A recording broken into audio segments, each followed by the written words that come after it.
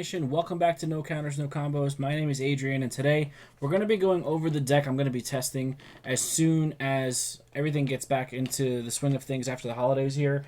But because we've had the expansions come out, this is something that I wanted to kind of dip my toe in. I have been experimenting a little bit with SS4 Vegeta on Untap. Nothing in real life or anything like that, but just figuring out how I kind of want to go with the deck and where I want to take it. Now, before we start going into the profile itself, I just want to let you know this deck is slightly over budget. I usually like to keep my budget decks around $50 or so, but this one's sitting at $80. But if you're looking at the list, you can see the 3 God Sealing Technique trunks. That's basically what's putting you out of your budget. So if you don't want to play the trunks because they're expensive, I completely understand, but that's what you have to do to stay kind of competitive. And it's just one of the best cards you can play in blue right now, especially because it gets rid of so much. So slightly over 50, you're sitting around like $80 for this deck, but it's still under 100, which is what people normally budget on when they're building competitive decks. But this is definitely a good shell that you could start with, and then you could piece up together more expensive cards as you are able to acquire them. So GT Vegeta, SS4 Vegeta, very simple attack. Once per turn, when you attack, draw a card. If you're unawakened, when you do damage to your opponent, you ramp the top card of your deck into your energy in rest mode. Awaken at 4 or less, draw 1 card. And then SS4 on the flip side is a 15k attacker. Auto once per turn, attack and draw. If you do damage, you ramp from the top of the deck, like the front side. But then he also has a unique auto where if your opponent activates a counter skill, you can restand your leader. So that's really good. Always swing first with the leader. If you're not reading a negate, it's just better safe than sorry. Also, if you have a board set up and you swing with your leader first, your opponent might not negate it. They might save their negate for something that's on your board, but then you would restand anyway. And there's good ways of pumping him up with Sense Bean and stuff like that. So there's ways of getting him bigger if you need him to. But for the most part, that's what the leader does. Obviously, we talked about God Sealing Trunks. We're playing 3 of. It's just a really good counterplay card. Gets rid of a lot of problematic things. I think 3 is enough. You can make the argument for 4, but I think 3 is definitely enough. Because there are other cards in this deck that can deal with problematic things. So I didn't want to play 4 because of space reasons, but you could definitely see why Trunks has a lot of value in the meta right now, just because of all of the things it can interact with. The super combo of choice for this deck is Zeno Edge of Space. It's a 1-drop cantrip, which is really unique for a super combo. But when you're using it on your opponent's turn, if you're at 5 or less life, you can add 1 card from your energy to your hand and then replace it. Now, when you replace the energy with Zeno, it doesn't come in rest mode. So if you're tapped out and you have Zenos on board to combo with, they don't necessarily have to be comboed from the board just on your opponent's turn. You can replace that energy and then restand it when you're replacing it to have defensive options. I like playing Zeno for 1 just to draw a card because this deck does lack a little bit in the draw department. He's a solid turn 1 play. If your opponent gets rid of him, he gets rid of him. I would probably not play him turn 1 against red just because they have a lot of, attack negation effects. But for the most part, I think he's safe to play in against pretty much any deck, maybe that's not like red or green because of all the removal they have. But your opponent might want to save the removal for like bigger cards and not get rid of your super combos. But I do like him for 1. You get to draw a card. Charging him feels really bad. Like if you ramp off of life or if you ramp off top of deck or whatever, and you charge him, feels bad. But you can manipulate your energy and you can leave it open or tap out when you want to do your big pushes and then not feel like you're in backed into a corner or whatnot. We're teching in 1 Tragedy Overground. This card is just bananas in my opinion. Permanent can't be removed from the area, from the battle area by your opponent's skills or battle cards.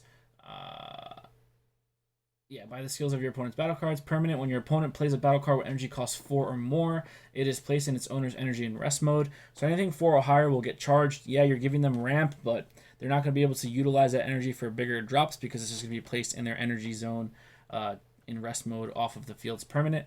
Auto, when this card is activated, choose all of your opponent's battle cards, ignoring barrier, and place them in their energy in rest mode. So if your opponent's going wide or if they have a big beefy barrier guy, you can just get rid of it and put it in their energy and charge, and then they'll have to pay the field tax in order to continue to, they're basically only going to be able to play stuff that's 3 or less. And at that point, you have a lot of defensive options to kind of, mitigate all that weenie damage, so to speak. But yeah, just one. If you see it, great. If not, it's not that big of a deal. If you see it early, charge it, because you can always get it back with your super combo if you really, really want to. This is a really good charge early, because if you get it back with Zeno, it's gonna have value later on in the game. 4 Sensu Bean, staple in blue. Untap 1, basically, or play it for 2, untap 2. Whatever the case may be. +5 on your leader defensively is huge, because it's gonna force your opponent to use resources to combo up and do damage. The next card we're going to go over is our secondary Unison. I've kind of like building decks, generically with a main Unison and a secondary Unison. So I like playing 6 Unisons in my deck. There are instances where I'll do like a 3-3 split, but for right now I'm doing 4-2 with another Unison that we'll talk about later. But Protector of the Earth is my secondary Unison. Because he's 5 blue energy, I don't want to play him early. Obviously, you can cheat him out with the expansion card that we got. But for the most part, he's going to come at, down later in the game. Auto, when you play this card during your opponent's next turn, they can't attack with battle cards unless they choose one of their battle cards with an energy cost of 4 or more and place it at the bottom of its owner's deck. So that, in combination with the field spell, is definitely going to, make your opponent's life a living hell. Activate main, -1.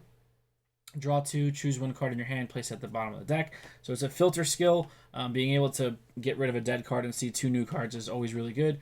Activate main, -2, choose all of your opponent's battle cards ignoring barrier, and return them to their owner's hand. So if your opponent goes wide, or if there's a problematic card, like if you're playing against U11 and everything has barrier, you can just, get rid of it and send it back to their hand for the -2, which is a really efficient board wipe. And like I said, if you're bringing it out earlier, it's going to be good, but if you bring them out for 5, you're only minusing 2 markers, you're still going to have plenty of abilities to keep him on board, whether it's defensive purposes from the gates or blockers or whatever the case may be. But he's just a really good Unison. I think he's not played because 5 energy for a Unison is a lot right now.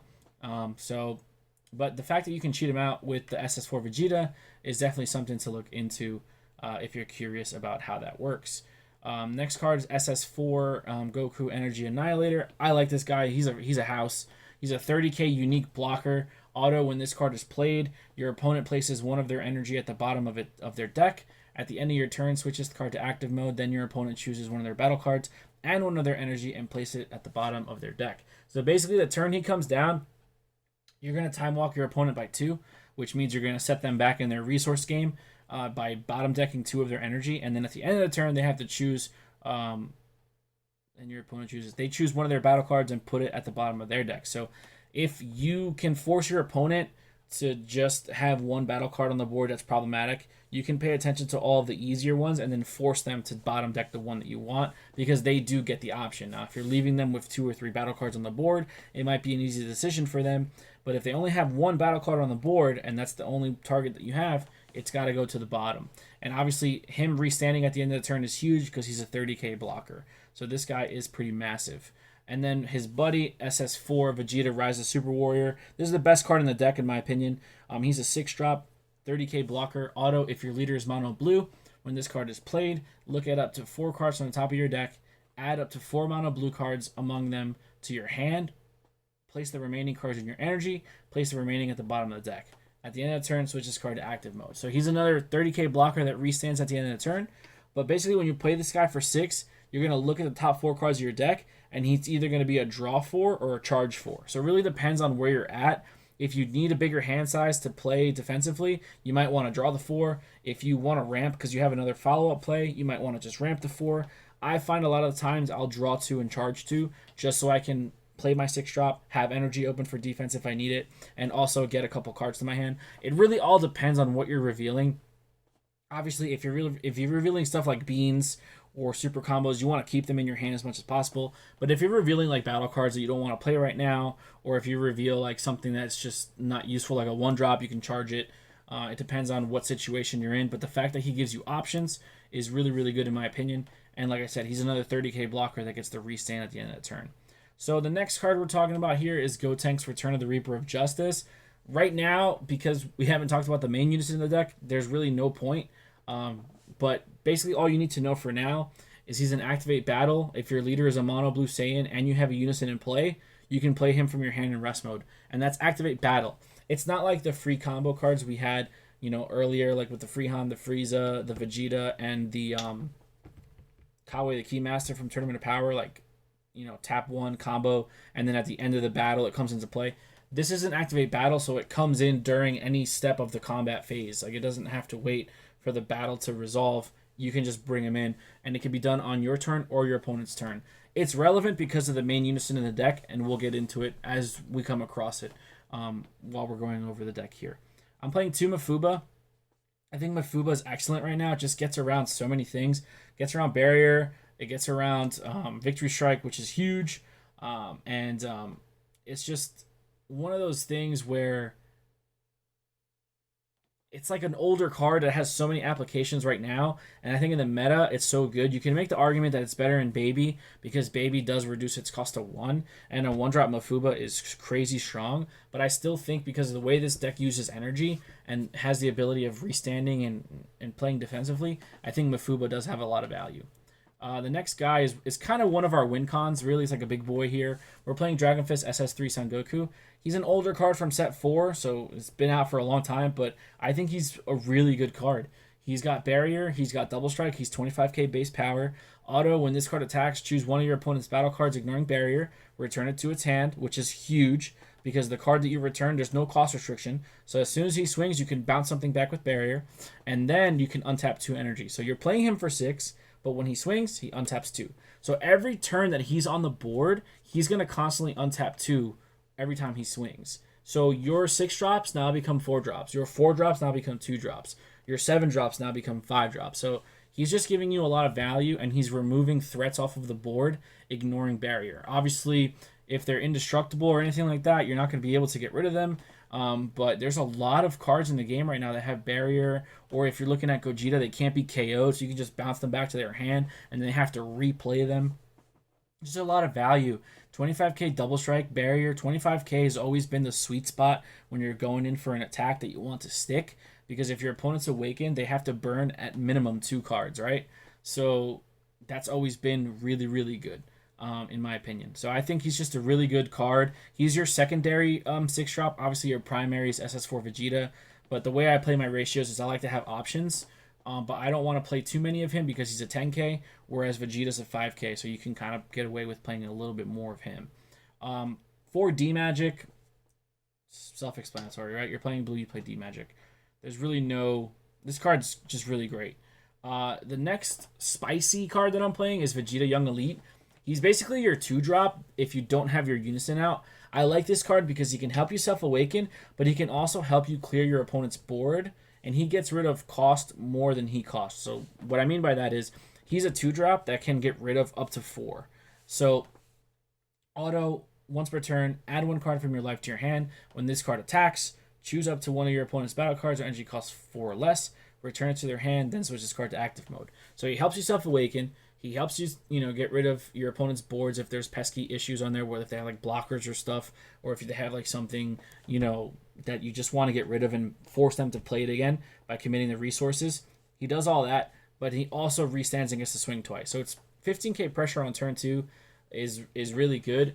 If you can force your opponent to like combo out of this guy's attack, and then you have your leader swing, you might actually be able to get the ramp off. Because if they have maybe 3 or 4 cards in their hand, and they don't want to combo another 5k and go down to 3 while you have 6 cards in your hand, there's the game within the game, so to speak. This deck by no means draws a lot of cards, but if you're using your combos and you're using your attacks effectively, you can definitely be up in hand size pretty early in the game and put your opponent in a tough spot. So we're playing 3 Vegeta Protector of the Earth. This is the card that we got in the expansion set, which I think puts this deck over the top a little bit. It's definitely something that it needed. And if you're playing with a bigger budget, you can definitely make this deck more competitive. He's a 20k blocker, auto if your leader is Vegeta GT, and you have 4 or more mono blue energy. When this card is played, you draw 1 card. If you do not control a Unison, you can play Protector of the Earth from your deck with 3 markers on it, and then shuffle your deck if you look through it. So basically, he cheats out the SS4 Unison. The reason excuse me, the reason that's good is because you're getting 2 bodies for 4 energy and you're drawing a card. So you're essentially plussing 2 because Vegeta replaces himself and gives you a body. So you're plussing 2 virtually, not physically, obviously, because you're tapping energy for it, but virtually you're plussing 2 off of it because you're seeing a new card and you're getting another body on board. And then that Unison that comes out is going to trigger his auto, preventing your opponent from attacking unless they get rid of a 2-drop, or 2-drop or more, rather. So it's kind of putting you in a good spot. Also, at the end of the turn, if your Unison still has 2 markers on it, he'll restand. And he's a 20k blocker. So you can pressure offensively. As long as you have those markers on your Unison, he'll be able to untap as a blocker, and you'll be able to use him defensively. Just a really good card, in my opinion. Very versatile. Definitely something the deck needed just to cheat out that SS4 because he is good when he hits the board. But, you know, it's definitely not something where you want to play a max copy of 4 because this Vegeta does grab him from the deck or your hand. So if you go into your deck and, you know, if you have 1 in your hand, always go into your deck just to make sure he's not there. He might be in your life. Just, you know, having as much information is always good too. So the fact that he plays him from 2 specified areas makes it a lot more valuable in my opinion. One of the OGs, or one of the GOATs in my opinion, Preface of Recovery Son Goku. This card's just really good. 15k barrier. When you play this card, choose up to 2 of your energy, switch him to active mode. He's basically a 1-drop 15k with barrier, which is huge. You can put pressure early. You want to play as many Saiyans as possible and have them in rest mode, for reasons that we'll get into when we go over the main Unison of the deck. But a 1-drop 15k is just something that your opponent has to deal with. And then the longer he's on the board, the more value he's going to get, because he's going to be swinging 15k every turn, whether it's clearing the board or pressuring leader. You don't really want to combo into too many of your attacks in this deck. You just kind of want to either maybe combo a 5k, you know, force your opponent to combo inefficiently. That's pretty much all you want to do. You just want to grind them out until you play your huge bombs. And then that's really it. So this guy's just a really good utility card. A 1-drop that untaps 2. You can leave that energy open for defensive purposes, or you can continue and further your plays. So the next card we're going to go over here is the main Unison of the deck, which is Gogeta Pursuit of Power. He came out in the Spirit of Potara starter deck back in set 10. And I think he's super underplayed, but you might see him start creeping up now because of what he does. So the permanent is, if your leader is a Blue Saiyan and you have a Blue Saiyan battle card in play in rest mode, your leader cannot take damage from attacks. So double strike, you know, triple strike, quad strike. As long as you have a Blue Saiyan in rest mode, your leader's not going to take damage. Now, this is why I mentioned the Gotenks card earlier. Because Gotenks can come in as an activate battle, as long as you control a Unison, you can wait until your opponent attacks. Let's say you're at 2 life, right? And they shotgun into a double strike. You can then activate battle, play the Gotenks, and you will not take any of that damage from that battle. Now, if your opponent did go ahead and shotgun, they have no follow-up plays. They have no hand. So then you can go ahead and whittle them down as you so fit, right? The other cool thing is, if you get Cell Xeno'd, right? And he rips the 3 cards out of your hand, that guy's a dual attack quad strike, right? That's nuts. If somehow you're able to hold on to Gotenks, activate battle, play him, you won't take any quad strike damage. Now, Cell Xeno has to deal with either your Unison, which will be easy because he's quad strike, or he'll have to get rid of your Gotenks. But you essentially just survived the onslaught that is Cell Xeno. So it's just a couple applications here and there. And I just like the Gotenks because of the activate battle. But the Gogeta Unison permanent will proc if any Blue Saiyan is in rest mode. And you have tons of blockers in this deck. You have cards that you're going to turn sideways. The only non-Saiyan that you're really playing is your Super Combo and technically your Unisons, right? Because Unisons aren't battle cards. But for the most part, everything else is a Blue Saiyan battle card. So you're going to have tons of opportunities to not take damage from any attacks, which is huge. He also has 2 activate mains. One is a +0. Choose one of your leader's cards or battle cards.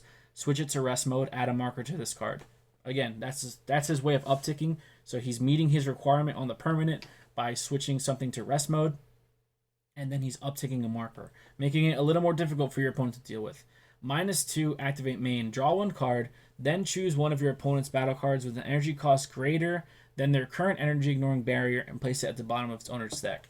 So on top of the permanent of not taking damage with a Saiyan in rest mode, he has spot removal, ignoring barrier. Now, the way the format is right now, everybody's cheating out their boss monsters super early. Gogeta comes down on turn 3. Grim Reaper comes down on turn 3. The Broly swap chain, by turn 3, they have their big guy out. SCR Broly can come out on turn 3. So there's a lot of different applications. You know, Dark Broly, their 6 drops come out turn 1, turn 2. So if you're bottom decking them, that's the best thing that you can do to Dark Broly, because they can't get it from the deck. They can get it from the warp or the drop, but they can't get it from the deck. So if you're bottom decking all of their stuff, you're gonna have a fun time. And then not being able to take damage is also huge too. So I just think this guy is really good for 2 energy. You can have spot removal for barrier as long as their energy is lower than the cost of the card. You're talking about big beefy boys, right? You're not talking about like, oh, there's a problematic 3-drop I have to deal with. No, you're talking about like their boss monsters you're going to be able to get rid of. So I just think he has a lot of applications. He's a 15k Unison that comes out on turn 2. It's a lot for your opponent to deal with. If you get a lot of markers on him, he could be silly. And then it's just something that your opponent has to pay attention to, which Unisons they're going to eat attacks off of your leader, which is what you want to do. You want to survive. The last card we're playing here is SS Blue Sun Goku Tenacious Warrior. He also came out in the Spirit of Petard to start a deck. Auto, add 1 card from your life to your hand. When this card attacks, it gets plus 11k for the turn. So he's a 15k 1-drop, which is great. When this card is KO'd, look at up to 7 cards from the top of your deck. Add 1 blue Unison card with a specified cost of 2 among them to your hand. Then shuffle your deck. So he is a 1-drop 15k that helps you self-awaken, which is great. But also, if he dies, you have the ability of looking at top 7 and adding your Unison. Which, adding your Unison is, especially the Gogeta, is never a bad thing. You always kind of want to have him in your hand. Even if you already have him on board, you can always feed him to get more markers. Or if for some reason your opponent deals with the one that's on the board, you can play another one on a follow-up. So I like this guy. Late game, obviously he's garbage because he's only a 4k, but you can always charge him or use him as a 5k combo. I like to charge them, or I like to switch them when I super combo with my Zeno. I'll just take something that I need and put him in rest, or put him in the energy. It's really not that big of a deal. But early game, he's good. He's a great turn 1 if you're going second, because you'll pressure offensively, take a life, and then if your opponent decides to KO him, you should have your Unison by turn 2. But that's basically it. I mean, this is the deck that I'm going to be playing coming out of the expansion. I still have Gohan Icarus. You know, that's definitely my main competitive deck that I'm going to be playing. But since I'm not really going to locals, you know, for a while, I figured I would try playing different things. And since there's not really many major tournaments coming up, I figured, you know, why not have some fun with something other than Gohan? Because I've been throwing my head against the wall with that deck for quite some time already. So this is basically it, you know. I think SS4 Vegeta is very slept on. He's definitely not the best blue leader in the game. But if you're playing him right, you can definitely. I think you'd be surprised on if you're playing the most optimal build where budget is not a concern. I think you'd be surprised how good this guy could be. So let me know what you guys think in the comment section down below. If you've been playing with this leader, if you've been experimenting with it and having success, let's open this up for discussion. I do apologize for not uploading Friday, but hopefully this makes up for it. So don't forget to like, share, comment, subscribe, and we'll see you guys in the next video. Be there or be squared.